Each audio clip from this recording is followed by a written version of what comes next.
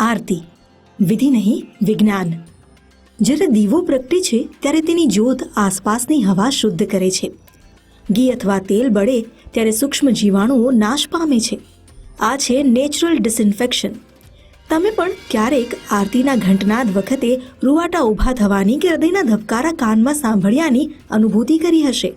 આની પાછળ માત્ર સ્પિરિચ્યુઅલ નહીં, સાયન્ટિફિક રીઝન છે. દીવા પર નજર કેન્દ્રિત થતાં મગજમાં આલ્ફા વેવ્સ સક્રિય થાય છે, જે મનને શાંત અને એકાગ્ર બનાવે છે.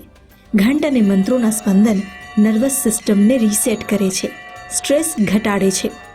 દીવો ફેરવવાથી ગરમ હવાની ગતિ સર્જાય છે, જે આસપાસની નેગેટિવ એનર્જી દૂર કરવામાં મદદ કરે છે.